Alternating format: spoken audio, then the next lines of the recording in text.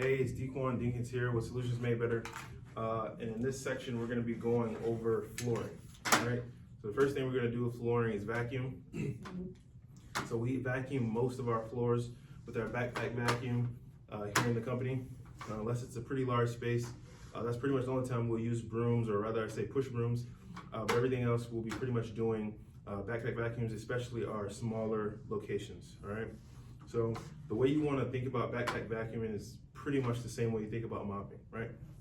You want to start from one end and work your way backwards out of the space or the room, all right? So very similar to it, depending on the space size, all right? You can go side to side, all right? But the most common, the most general way we do it is we go back and forth, all right? So you want to make sure you're going back and forth, right? Making your passes just like if you were doing a regular upright vacuum.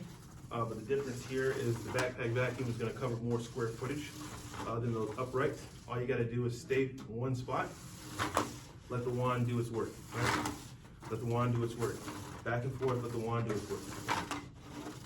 Get under desk, right? Under tables, right? Without having to move so many things around, right? That's one of the main benefits of having a backpack vacuum is to get under these tables, under these desks without much effort. So once we are done going back and forth and we work our way out of the room, then we're done. But something we should be also doing as we go around is, right, removing the hose from the wand and maybe scooping some of this debris out of the chairs, right? So we're gonna always inspect the chairs, right? And it's just as simple as running this across, right? And getting all the debris off the chair, right? Flipping it back on, we're going back to the floor.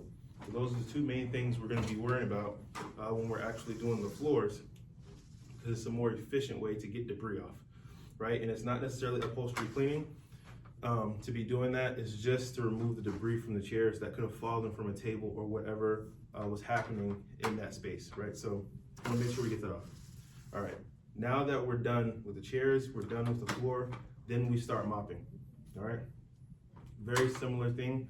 We're gonna start from one end and then work our way out, right? Whether we're using a traditional mop and bucket or we're using a flat mop, right? We're gonna start from one end, right? Go side to side. As I said, the same thing we're kind of doing with vacuuming. That's kind of how we want to look at it when we're mopping. All right, thanks.